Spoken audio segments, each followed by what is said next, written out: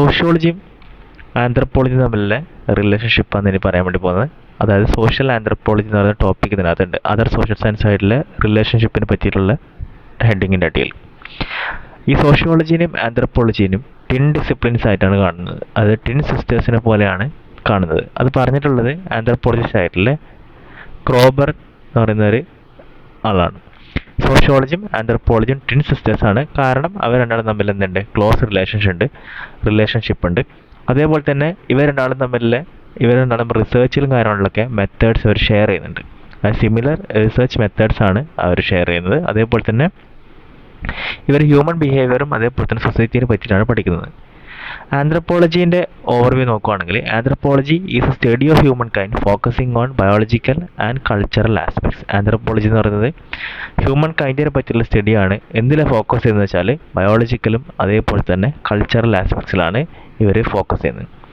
Physical ആന്ത്രപ്പോളജിയും അതേപോലെ തന്നെ social anthropology കൊണ്ട് രണ്ട് ഡിവിഷൻസ് ഉണ്ട്. ഫിസിക്കൽ ആന്ത്രപ്പോളജിനകത്ത് ഹ്യൂമൻ ഇവല്യൂഷനെ പറ്റിയിട്ടും ബോഡിലി ട്രേഡ്സിനെ പറ്റിയിട്ടും എൻവയോൺമെൻറ്റൽ ഇൻഫ്ലുവൻസിനെ പറ്റിയിട്ടൊക്കെയാണ് പഠിക്കുന്നത്. അതിനകത്ത് കുറച്ച് ബ്രാഞ്ചസ് ഉണ്ട്. ഒന്ന് ഹ്യൂമൻ പാലിയൻറ്റോളജി, അത് ഹ്യൂമൻ ഫോസിൽസിനെ പഠിക്കുന്നതിനാണ് എന്താ പറയുക പാലിയൻറ്റോളജി എന്ന് പറയുന്നത്.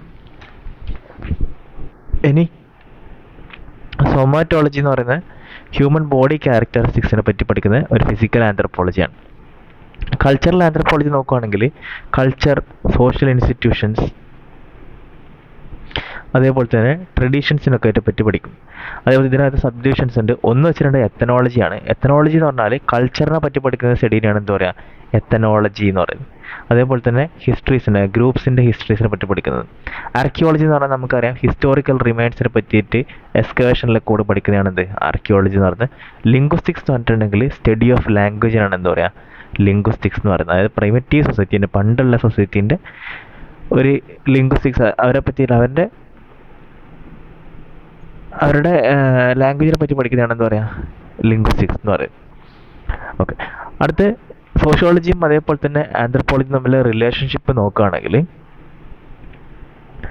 സോഷ്യോളജി ശരിക്കും ആന്ത്രപ്പോളജിക്കൽ ഇൻസൈറ്റ്സ് ഒരുപാട് ബെനിഫിറ്റ്സ് നമുക്ക് ഇന്ന് കിട്ടുന്നുണ്ട് സോഷ്യോളജിയിൽ നിന്ന് കിട്ടുന്നുണ്ട്.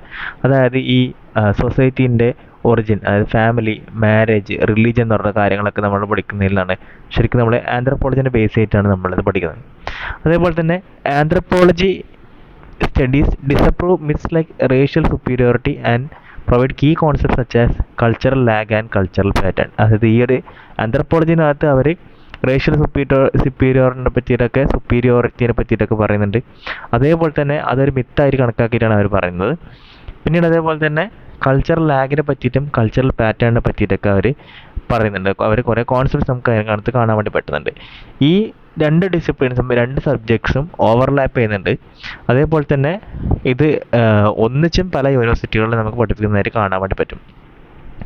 ഇനി ഇത് തമ്മിലുള്ള ഡിഫറൻസ് നോക്കുകയാണെങ്കിൽ സോഷ്യോളജിയും ആന്ത്രപ്പോളജിയും തമ്മിലുള്ള ഡിഫറൻസ് നോക്കുകയാണെങ്കിൽ ഒന്ന് ഫോക്കസിൻ്റെ കാര്യത്തിൽ നോക്കുകയാണെങ്കിൽ സോഷ്യോളജി മോഡേണും കോംപ്ലക്സും ആയിട്ടുള്ള സൊസൈറ്റീനെയാണ് ഫോക്കസ് ചെയ്യുന്നത്. പക്ഷേ ആന്ത്രപ്പോളജി ഫോക്കസ് ചെയ്യുന്നത് സിമ്പിളും പ്രിമിറ്റീവ് ആയിട്ടുള്ള, അതായത് പണ്ട് കാലത്തുള്ള സൊസൈറ്റീനെ പറ്റി, മുന്നേ നമ്മൾ കുറച്ച് വർഷങ്ങൾക്ക് മുന്നേ ഉണ്ടായിരുന്ന സൊസൈറ്റിനെ പറ്റിയിട്ടൊക്കെയാണ് ആന്ത്രപ്പോളജി പഠിക്കുന്നത്.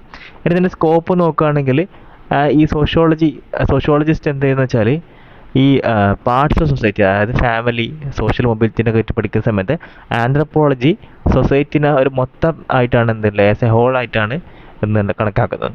ഇനി ഇതിൻ്റെ സ്റ്റഡീൻ്റെ സൈസ് നോക്കുകയാണെങ്കിൽ ഈ sociology both small and lower സൊസൈറ്റിനെ പറ്റി, അതായത് ചെറിയ സൊസൈറ്റിനെ പറ്റിയിട്ട് വലിയ സൊസൈറ്റിയൊക്കെ പഠിക്കുന്നുണ്ട്. പക്ഷേ ഈ ആന്ത്രപ്പോളജിസ്റ്റ് മിക്കവാറും എപ്പോഴായിരിക്കും ഈ ഒരു സ്മോൾ കമ്മ്യൂണിറ്റീസിനെ പറ്റിയിട്ടായിരിക്കും മിക്കവാറും പഠിക്കുന്നുണ്ടാവും. ഇതിൻ്റെ മെത്തേഡ്സ്, സ്റ്റഡി മെത്തഡോളജി നോക്കുന്ന സമയത്ത് സോഷ്യോളജിസ്റ്റ് സർവേസിലൂടെയും അതേപോലെ തന്നെ ക്വസ്റ്റ്യനേഴ്സിനോടും ആൾക്കാരോട് ക്വസ്റ്റ്യൻസ് ഒക്കെ ചോദിച്ചിട്ടാണ് ഇവരൊരു കാര്യത്തിന് ഉത്തരം കാര്യങ്ങളൊക്കെ കണ്ടുപിടിക്കുന്നുണ്ടാവുക. പക്ഷേ ആന്ത്രപ്പോളജിസ്റ്റ് വെച്ചിട്ടുണ്ടെങ്കിൽ ഈ ഒരു കമ്മ്യൂണിറ്റീസിൻ്റെ ഇടയിൽ പോയിട്ട് ഡയറക്റ്റായിട്ട് അവിടെ ജീവിച്ചിട്ട് ഡയറക്റ്റായിട്ട് ഒബ്സർവ് ചെയ്തിട്ടാണ് അവർ കണ്ടുപിടിക്കുന്നുണ്ടാവുക. മൊത്തത്തിൽ പറയുകയാണെങ്കിൽ ഈ സോഷ്യോളജിയും ആന്ത്രപ്പോളജിയും ഭയങ്കര ക്ലോസ് ആണ്. അതേപോലെ തന്നെ സോഷ്യോളജിയിൽ നിന്ന് കുറേ കാര്യങ്ങൾ നമ്മൾ ആന്ത്രപ്പോളജിയിലേക്ക് എടുക്കുന്നുണ്ട്, ആന്ത്രപ്പോളജിയിൽ നിന്ന് കുറേ കാര്യങ്ങൾ നമ്മൾ സോഷ്യോളജിയിലേക്കും എടുക്കുന്നുണ്ട്. അതേപോലെ തന്നെ ഇതിൽ തമ്മിൽ ഡിഫറൻസ് എന്നുള്ള കാര്യം നോക്കുന്ന സമയത്ത് ഒന്ന്, അതായത് സോഷ്യോളജി എന്ന് പറയുന്ന സാധനം കുറച്ചും കൂടെ ജനറൽ ആയിട്ടുള്ള കാര്യങ്ങൾ പഠിക്കുന്നുണ്ടെങ്കിൽ ആന്ത്രപ്പോളജി എന്ന് പറയുന്ന സംഭവം കുറച്ചും കൂടെ സിമ്പിളായിട്ടുള്ള അതേപോലെ തന്നെ കുറച്ച് പഴയ കാര്യങ്ങളൊക്കെ പറ്റി പഠിക്കുന്നുണ്ട്. അതേപോലെ തന്നെ സോഷ്യോളജി കുറച്ചുകൂടെ മുന്നോട്ടുള്ള കാര്യങ്ങൾ, അതായത് മോഡേൺ ആയിട്ടുള്ള കാര്യങ്ങളെ പറ്റിയിട്ടൊക്കെയാണ് സോഷ്യോളജിനകത്ത് നമുക്ക് കാണാൻ വേണ്ടി പറ്റുന്നത്.